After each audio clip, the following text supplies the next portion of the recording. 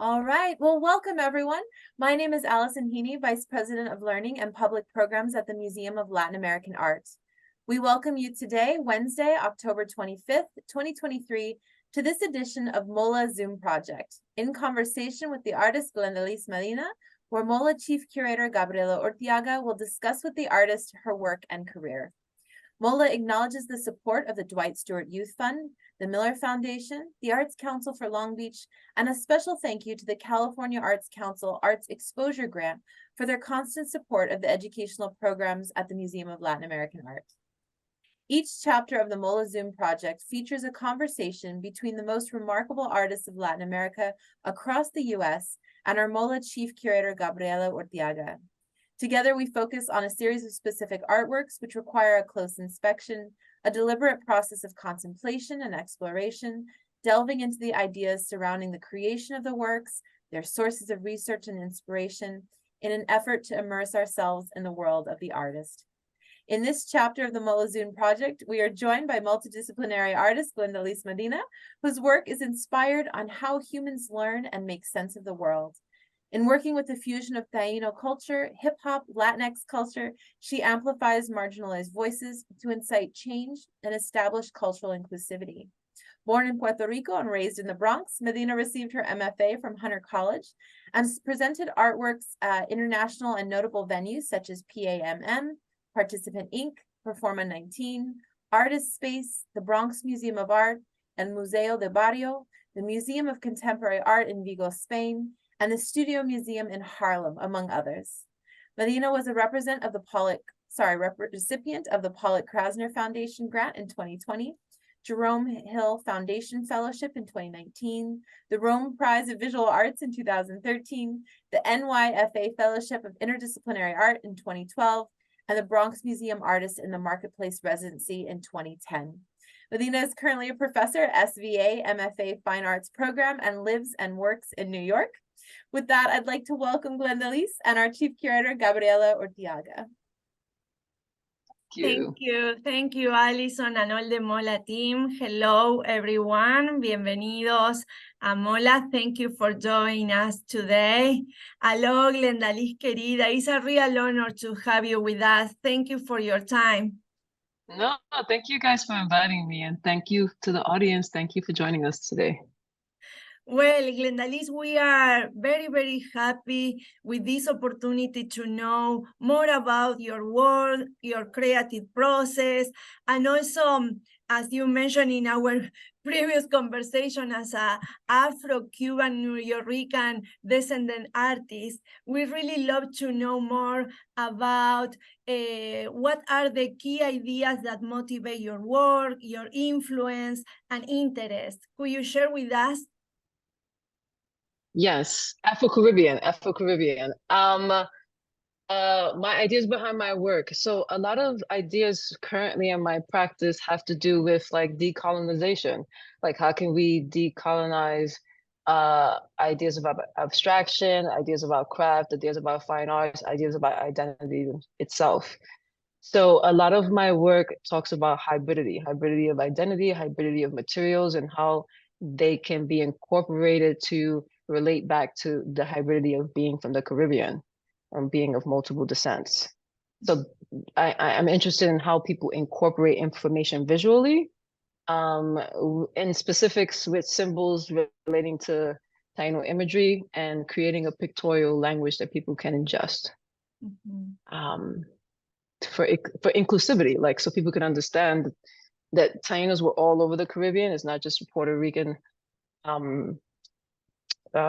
They were just not in Puerto Rico. They were in Cuba. They were in Jamaica. They were in Dominican Republic. They were in Haiti. They were all over. Yeah. And just ideas of like what a Caribbean is and how is it different from being in the United States of America, where there are a lot of Caribbeans. And what we have to tackle on top of being from the island, and how we navigate the world in the United States of America. Yeah. Yeah. And Glendalys, I would like to put the focus in the construction and in the narrative of your visual vocabulary that I think is essential in your body of work, right? And where you explore all the variation in dialogue with the identity and the popular culture. And for that reason, we select one of your marvelous piece, Boombox from 2008. Yes. This piece, you know, when I was making piece about graffiti, about hip hop culture, about using hip hop culture as a system for personal development. And so I made this piece called Boombox, which is an homage to breakdancing. And what I realized when I made this piece was I was giving an homage to breakdancing, but I was also talking about the commercial aspects of hip hop and how it's become a globalized commodity. But I was also thinking about like the imagery on top of the boombox itself. It's like, okay, so these basic shapes create the boombox, and how can I create a visual language that's away from like the Roman alphabet? Well, I can go into shape. And since Taino symbols are pictorial language, so this piece really was like the jumping off point of like my visual language. So what I did was I made this piece, I had a stencil from it, and the stencil became my language.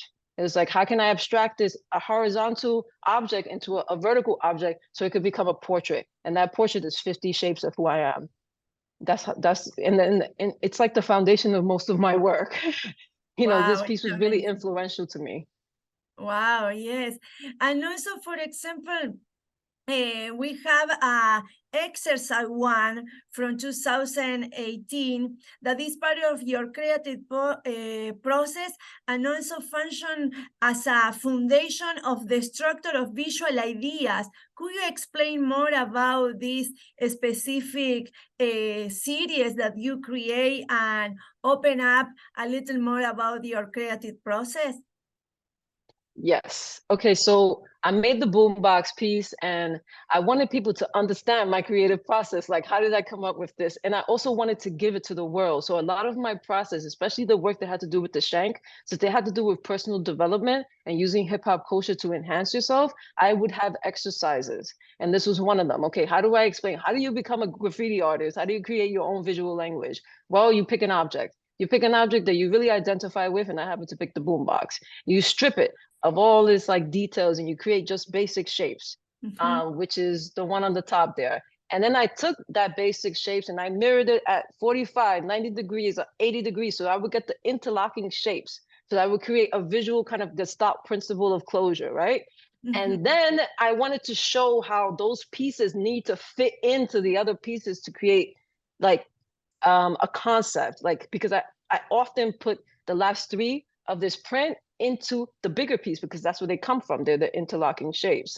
And that for me is like showing showing the hybridity. It's like I'm in this shape, that's in this shape, that's in this shape. Like I'm this person. Like I could be sitting here and I could be a queer person, a Black person, a Latin person, a person, and not another inanimate object. You know, I can be a lot of things and still be standing here. You know, so I wanted to show that visually, like a shape within a shape within a shape. Wow. And then you know the basic foundational elements of a circle, a triangle that turns into a diamond, and a square. From my rectangle of a portrait, you know. Yeah. So relating it back to geometry, but also relating it, anybody could do this. Anyone can follow these instructions and make their own visual language. You know.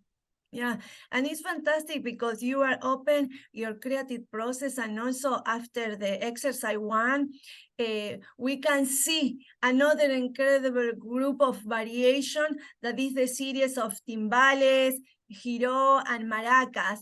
And I would like if you can explain a little more about your message in this series of pencil of paper, and also what it represents to you. So this work came from somebody came to me and was like, I want you to make a proposal for the Latin Jazz Festival that's happening at Marcus Garvey Park in Harlem.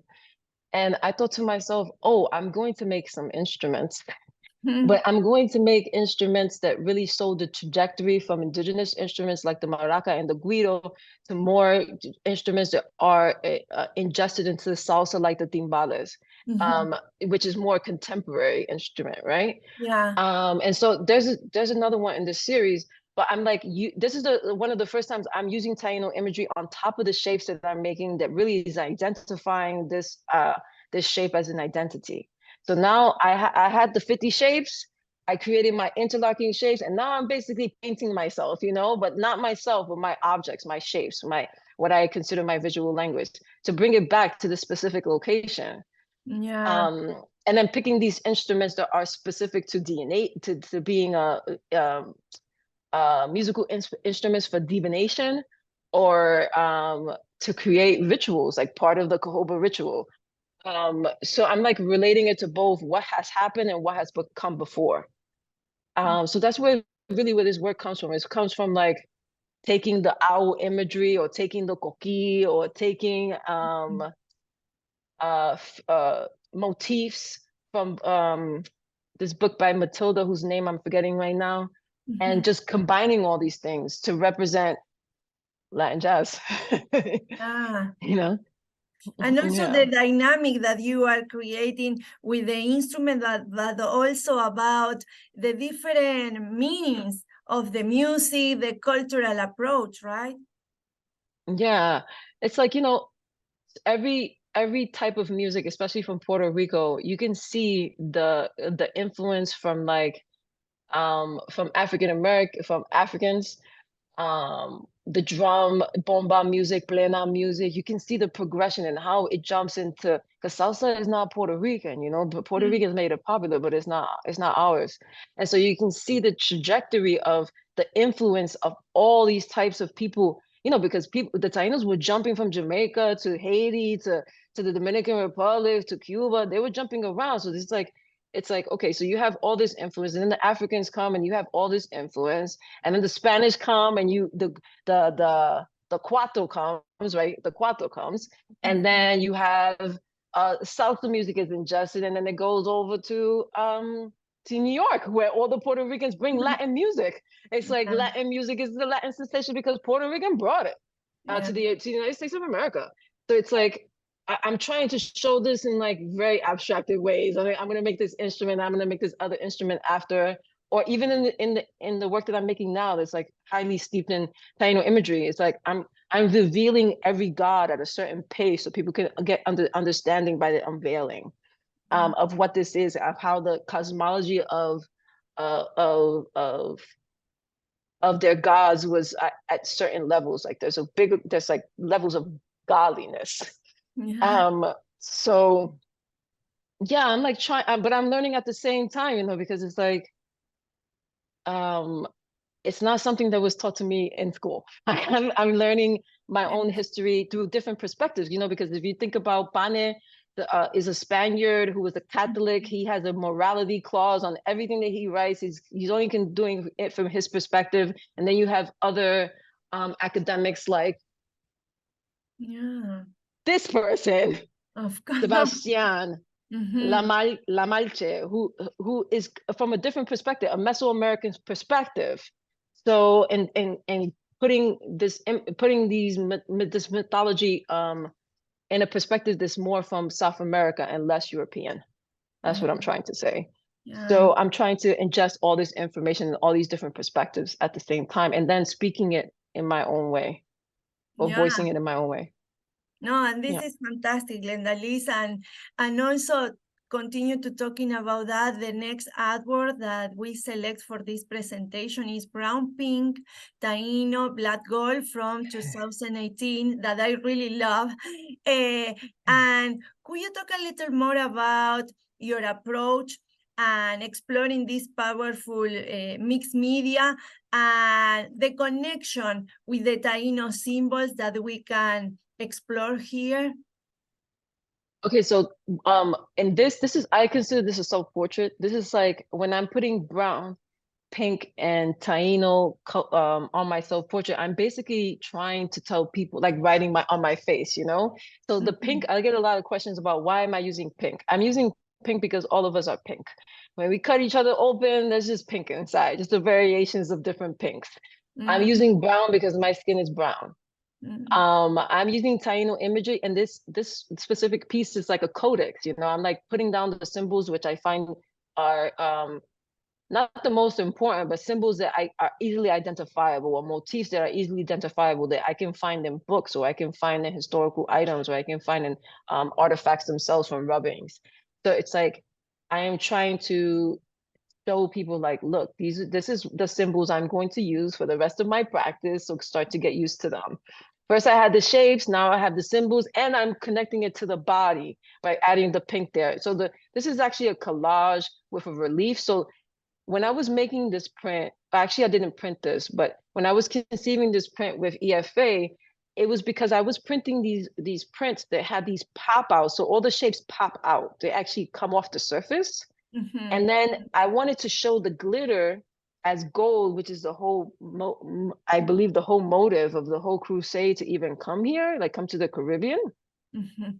But also to like pay homage to the Tainos that the sun was their god. It was a god. It's like the sun is our god and we should be thankful for it every single day.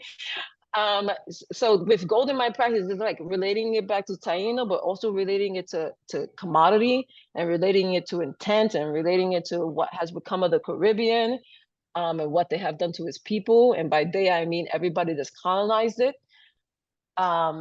So yeah, I'm just trying to tell people, look, this is my shapes, but this is also what I'm going to be doing from now on. But because it's on my original black gold, which is when I was talking about when I switched the boombox upright and had a stencil. So that's where this piece comes from. It's like, oh, from now on, after making, because this came after the instruments. After making the instruments, I was like, oh, this is not going to just be for the instruments. I think I need to start adding Taino imagery to the shapes of my language so people can understand where I'm from. Because sometimes I would get a conversation of like, oh, your work looks like a white man made it. Why? Because I'm using geometric shapes. Like all of a sudden that becomes like whiteness. So, and I'm always like, feel really in between a lot of things. So yeah, I was like, oh, it's time. It's time for people to know I come from the Caribbean. Yeah. And also And that's what I'm speaking for, I think. I hope. Yeah. I know, and it's so important also because, for example, we can approach your artwork in different layers of information, and also you as an abstract artist at the same time, you find inspiration in different elements that you in some way deconstruct the categories and the narrative. And for example, in your collection of work like sun, the moon, the sun, the moon, I would like to know more about the idea that illustrate your heritage, highlighting the focus on the creation story of the indigenous people in the Caribbean, and explain a little more about these fantastic pieces.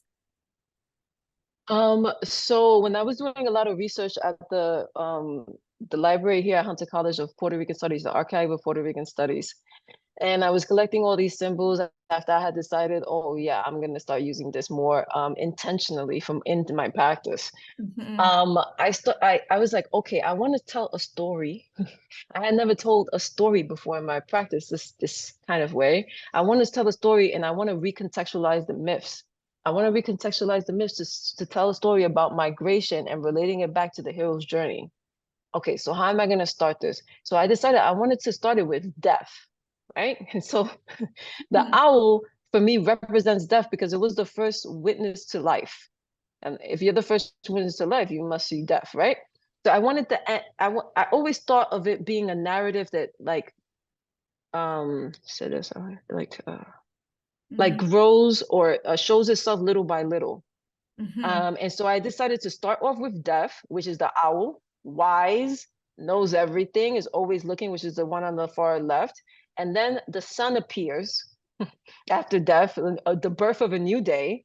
And then the moon appears because the day has now gone down. And then eventually Atabe appears, which is now at El Museo, which births Yukau, which is coming later in my practice in next year. But it's like I'm slowly trying to inform people like, look, first I'm going to start with death because there's been a lot of death in the Caribbean. There's been a lot of death. So I'm going to start off with death, and then I'm going to start off with a bright new sun. Like, I need you to understand, I'm going to give you a new perspective. I'm going to give you information that in a different way than Bonnet ever did, you know? And I'm not saying I'm a historian. I'm not saying I'm an authority. What I'm saying is I'm taking these people that consider themselves authority and I'm recontextualizing it in a very visual way to represent people from the Caribbean and to give voice to myself, like give myself a podium to speak at and be proud of the work that I make. Not that I wasn't before. I just feel like I finally feel like I have my symbols, I have my imagery, I have the content I want to talk about, and I know how to do it, you know? Yeah. So historically, I grew up in a household that had a nails and string piece. My uncle was a craftsman. He lived off his practice in Puerto Rico, and I grew up looking at this piece of nail and string of El Morro. And I just stared at it for a long time. And I remember making nail pieces in 2011 as an homage to both hip hop culture, but also to my uncle. And then I found later that the people from the Congo would make these fetish sculptures and they would nail it to imbue it with spirit and like to make these pacts between tribes, you know, so they would have this contract. And I was like, you know what? I want to imbue this material, this wooden material with my spirit and bring these gods to life as much as I can. So that's where really the process comes from, like nailing it and threading it, from my grandmother being a seamstress and my uncle using nails and thread to make his artwork and make a living from. So it comes from a personal history, but it also comes from a history of like Central to West Africa. I think it might be, yeah, Central to West Africa. Um, so yeah, that's how the process came about. So what you see before you is the moon. And in the moon, there's two columns, and the columns are mirroring the two columns of the actual space that this show is inhabiting. And I Yeah. just wanted to relate it to, oh, this is the foundation of my history, and the columns is a foundation of structure. And this piece really talks about the duality of a myth where Atabe gives birth to two twins, and everybody in Panet says that the two twins were boys. That relates back to what Catholicism, but it makes more sense if the two twins was a male and a female, and the Guabanex, which turns into the devil god, like the not the devil god, but the destruction god, transforms into the twin transforms into a Guabanex, and all of a sudden becomes a woman, which is problematic. Like Pana's interpretation of the myth is problematic because it's geared through a perspective that's very black and white, like good or bad, male, female, and kind of just masculine dominated. But Yeah. yeah, so this is my reinterpretation of that. No, but it's fantastic because without with the framework of this kind of dichotomy, I am curious, what is your relationship with your audience?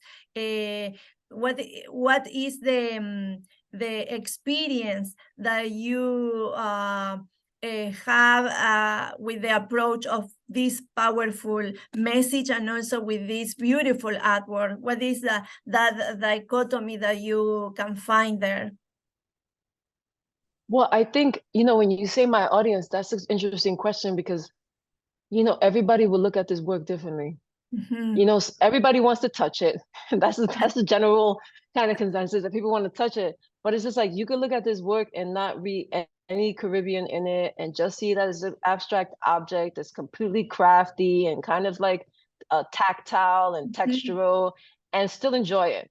Yeah. Or you could look at it and say, you know what, that moon kind of looks familiar from Mesoamerican kind of codex, and I relate to that in some way because I am from Mesoamerica. Or you could be from the Caribbean. It's like, I know exactly what that is.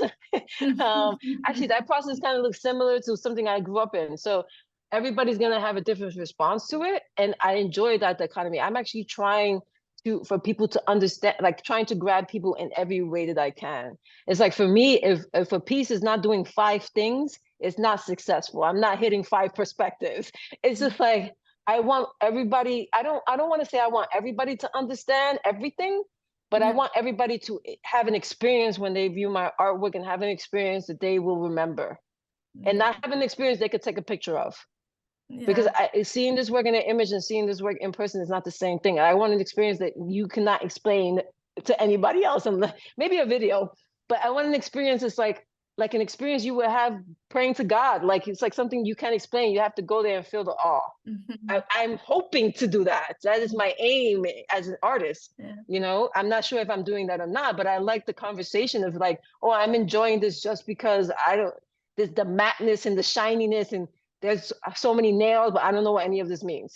Yeah. You know, so everybody could have, I hope a lot of people can get something from it, some value from it. For sure. I'm not trying to, I'm trying to teach people, but I'm not trying to teach them that much. You No, know, you but can't also teach someone who doesn't want to learn. but also is a possibility to open a lot of questions, you know, and this is the most important thing, that people in front of your artwork, they can have an aesthetic experience, but also a lot of questions. That is amazing, particularly in this time, right? To have a lot of questions about our world. Yeah, So, particularly this time. We're in a crazy world. Yeah. And Glendalys, in your body of work, you highlight the indigenous identity, the body language, of course, in dialogue with the context, with the environment. And from your beginning, you were interested in the intersection of ritual and cultural practice. And I would like to put the focus in one of your current shows, that is a site-specific commission for something beautiful. Could you tell us a little more about this fantastic installation? Yeah, when El Museo approached me, El Museo asked me to look at their antiquities and create a response to be the opening section for their Taino area of Something is Beautiful. And I saw these two purging sticks that were used. So the Cahoba ritual was a ritual that was initiated by the Siques, which are the priests of the Taino people. And they would initiate these rituals to get like visions from the gods, right? And they would go to a tree, they would mash up the seed, they would put tobacco in it, and they would sniff it, and it was called sopladores, I believe. And they were going to a trance state, and they would commune with the god. So the first step of that initiation is actually to purge yourself, because to be able to take in this medicine or this hallucinogen, you would have to have an empty stomach. So it would be the purging sticks. So what I did was I took the purging sticks and I replicated them into handles on the door that opens this installation. So the audience can actually initiate the ritual, you know, in a hypothetical sense, by touching an antiquity that they're probably never going to be able to touch, because I didn't even get to touch. Well, I got to touch it. Yes, I did. Which is, I was scared to touch it because I felt like I was touching something that I shouldn't be touching. And then they open the doors and they initiate this kind of like alternate space. So you enter what I believe is to be a cave. On the left side is reality, because it holds the cahoba tree. And on the right side is an alternate reality. The basikas on the ground are turned upside down to signify this is a different altered state. And then by the time you get to the hallway, you see sopladores, or what could be called caved drawings or symbols. And then you meet Atave, which is the mother goddess. And then the rest of the exhibition shows what happens when colonialism comes. Like the unraveling of what happens to the Puerto Ricans through the New York movement and coming to New York. And then the rest of the exhibition like unfolds. So the concept came from the purging sticks. And I knew that I wanted to Atave to be the piece in the show, because she was the symbol for El Museo, like their iconic symbol, or their what do you call that? You know, for all their promotional things. So I wanted her to be there. I wanted her to be the main focus. So that's where this piece comes from. Oh, fantastic. Yeah. And then, Glendalys, to finalize our analysis of your work and open the Q&A session with the public, I would like to put the focus in two emblematic pieces of your production that I really, really love, Mr. Puerto Rico and Mrs. New Yorican. Mrs. Puerto Rico. Okay, so this is what happened. I don't really do portraiture very much. Mhm. I don't really do portraiture very much. And in 2019, my mother was not doing very well. She was very Mm. sick. This is a portrait of my mother, Miss Puerto Rico. She was not doing very well, and I made a portrait of my father and my mother, and he's called Mr. Borico, Mr. Borinquen. And but it doesn't really matter that they're my parents, because I'm really trying to incorporate two different perspectives that happen in Puerto Rico, where it's like Miss Puerto Rico, it's like is highlighting the pageant, it's highlighting a lot of things just by titling it that, but it's also highlighting Miss Puerto Rico could look like my mother. My mother is Afro-Caribbean. But Mhm. so it's like Puerto Ricans can look like anything. It's also like Puerto Ricans can have a very can be left and right on the political scale. They could be for the state and they could be independent. So my father, who's named Mr. Borinquen, is for the island. It's just like independent. My mother is for the state. Mhm. But they love each other and Yeah. been together forever. So I wanted to show that, and I wanted to show that our hair. I wanted to highlight our hair and the things that make us African features. So it's like the nose doesn't follow the value structure that you would usually follow if you wanted to show it being the most close to the audience. It's blacked out, Atabe is on it. Mhm. Our hair is lifted up, and to show our coarseness, I'm threading it. Um, MX Nuyorican is well, this is a self-portrait, but it's to show the Nuyorican and the whole movement. So my parents are one piece. I think of them as one piece, and they're shown together because they're on a bed frame like that. That even the material is on is important to me. Like, Mhm. um, and Nuyorican is supposed to represent like the diaspora. Like MX Nuyorican is supposed to represent the diaspora, like Mm. everything in combination. Like the lightest blonde hair, green eyed Puerto Rican you could possibly find, and then the coarsest hair, darkest skinned, brownest eyes Puerto Ricans that you can have. Mhm. And I'm trying to show that in my nose by having white and black and it not being destroyed, the value structure. It only be partially destroyed. And then my hair is coarse, just like my mother. And then my dress, the arms, it has Taino imagery, and it's actually a codex that tells you what the symbols mean. And then there's a prayer around each of us that Yeah. tells about the person's personality. Mm. Um, so mine has both my father's and my prayer, and a prayer I say about my artwork, and then a prayer that I attribute to my mother. Not that she taught me it. It's not. It's a prayer that's written by a New Thought movement preacher, and the same thing with my father. So it's like there's this Catholic aspect to it by creating this halo of words that are prayers. There's also this: I am white, I am black, I am Spanish, I am indigenous, all happening at the same time, really. Yeah. And my portrait is bigger because there are actually more Puerto Ricans outside of the island than there are on the island. So that just, it's bigger in scale because of that, because my parents are smaller. Mm. And yeah, so that's my explanation for those two pieces.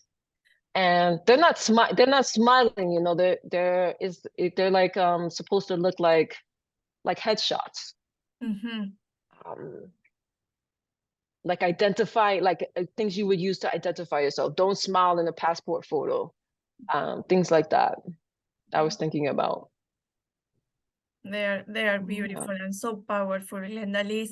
And now we will open the Q&A session with the support of Alison, the VP of Education, and Daniel, the curatorial assistant. Thank you. Awesome. Wonderful Yes, thank interview. you.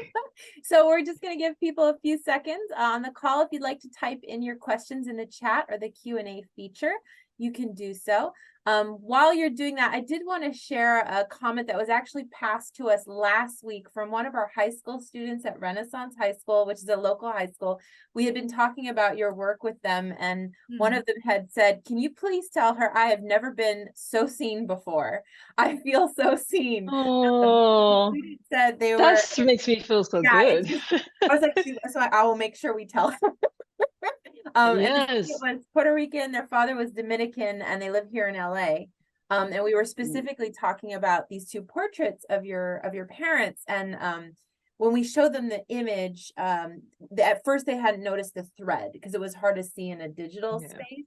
but we had explained how they Yeah. were threaded together, and she just stood up and she said, I have never felt so seen. It was just this idea of texture with the symbolism, Yeah. with like this idea of breaking open a new language. So I wanted you to let you know you've got some high school students really excited by your work beautiful. here in Long Beach. And then just to let everybody know, we do have a couple questions again. I know someone had asked, what is it that you're working on now? Are there any projects that you're working on in the future that you're developing? I am working on a solo show right now that's going to open at Brick in Brooklyn in February of 2024. In that solo show, the basis of the solo show is the center star, meaning how the constellation of the Ursa Major was born in both the Antilles myth, but also in myths from the Mesoamericans. And I'm collaborating with Michael Machaca on an animation that shows people that, but I'm also going to have sculptural items like the sun and the moon and the owl and the tabe, incorporating recontextualizing those myths into a physical space. There's going to be a besike. There's going to be Yukau that has a wand. I'm calling him the magician. And yeah, there's going to be a sound piece. I'm super excited about it. So that's coming up. Yeah, come and see it if you're in New York. It's going to be up for 3 months. And yeah, I'm super excited about it. It's kind of hard to describe. It's just basically the story of the center star. So when Panes tells the story, Panes makes a Besica a villain. And when Sebastian tells the story, this man, when he tells the story, he is relating it to Mesoamerican history. So when he tells the story, there's no villain. It's a collaborative effort. So I'm trying to reinstill that by me and Mikey telling this story as someone that's contemporary Antilles, from the Antilles, and someone that's Mextec, and how we both identify with certain things and how we both want to decolonize everything. So it's using these two books as a lens, and then it's using an article by Sebastian that talks about the cosmology of the Tainos and how the hero's journey was born, how that navigation was born through the constellation. Yeah, That's incredible. that's it. I love this, confluence of oral traditions and the storyteller and repurposing space in that way, like refiguring space to open up those new ideas. So that's fantastic. We're really excited for that. Anyone else too here on the chat? I don't know, Daniel, did you see anyone else here? Haven't seen any questions come in yet. We'll give you just another moment here. If you have any questions for our artist Glendalys Medina, please feel free to share. I know we're just so excited about your works and your upcoming projects, and we want to thank you so much for sharing the story and background with a lot of this work too, that we've been very excited about at Molaa for a long time. So yeah, I'm excited too. I haven't been to Los Angeles very often, but I'm obviously gonna go the next time I go. I've never been to your museum yet, but time is ticking. Well, We were just talking about already. Yeah, I already have a whole, probably more than one high school student who feels seen. That actually is so important to me, because I didn't feel seen in the art world at all, and it's hard to see work over and over again and not feel represented in, or not feeling that the opportunities are open to you, or things like that. And so that's really important to me to represent, or to feel like I'm representing people who don't feel seen, Yeah. Yeah, so I'm happy to do that. And that seemed to be a strong theme, at least from our educational programming, working with a lot of younger people. They had said that was something that their parents hadn't experienced, but they were starting to figure out how can we be seen in these spaces where I'm not just one thing, I'm lots of things. And yeah, I'm not just one thing, I'm I am more than enough of everything. You know, Absolutely. I am more than enough of everything. I think that's so Absolutely. fantastic. Oh, and a couple comments in the chat too. We have from Whitney just saying, just love your work. Thank you so much for talking about it. And from Dusty, it's so interesting. We love hearing about your cultural background and how you're incorporating this into your life work in these ways. So just a lot of, I think there's just a lot of, wow. A lot of good comments coming in. So actually, we do have Yeah. the museum educator listening in on the call right now, who did learn about dino culture in university. They actually had a question for you. They wanted to know if there is a good reference guide you would recommend to learn more about dino symbols. No, the short answer is I wish I could find it. I've been looking for it for a while. I think the best bet is just to like to go to archives and just like copy stuff, go to any archive you can find. I mean, in New York, there's a great archive, but you have to know what you're looking for because you can't touch anything. So I just, excuse me, I just keep going. I do a lot of research online too, a lot of research online. I keep pushing this book because this book actually has, it tells you about, there has some imagery in here. But no, I have yet to find anything like that. I have a couple PhD students that I contact to like find resources because that's what they do. And sometimes they usually just send me back to the archive I really go to, which is the one in New York. This Hunter is running. There's some in Puerto Rico, but I haven't gone yet. So no, I don't have an answer for you. But when I find it, I will promote it like I'm promoting this book. And actually, for our guests, can we write in the title of that book there too? That's the mythologies, the one you have. The mythology and religion Oh, the title. Okay. of the Taínos. It's originally written in Spanish. This is a translation in English. And it's written by Sebastián Rubio. I'm gonna write it. Why am I making you do this? Sorry. There we go. Excellent. Rubio. And this is like, I think it was written like in the 2000s, so early 2000s. So it's actually not that old. It's not as old as Spanish, but it's from a perspective that Spanish just doesn't have, because Spanish is Spanish. Did I put that? Yeah, I misspelled Sebastian. There was supposed to be an I between that. I mean, an A between that I and that N. I'm sorry. Yeah. Thank you, Glendalys. So fantastic. Thank you. All right. Well, I think that's it for our time, but we just want to thank you so much for joining us this afternoon. A fantastic conversation. Now we have assignment. We have homework, everyone. Oh, yeah. And research. I want to thank you for joining us, and thank you, Gabriela Urtiaga, for facilitating this conversation. If anyone's interested in following up on any of our other Zoom projects, we do have a link on our website at molaa.org where you can see this episode and more other artists across the US and Latin America. Once again, I want to thank everyone for joining us. Thank you to our audience. If you have any questions, you can always email us at info@molaa.org. We look forward to seeing you again soon. Thank you so much to you both. Thank you. Thank you. Thank you, Glendalys. See you soon. Bye. See you soon. Bye.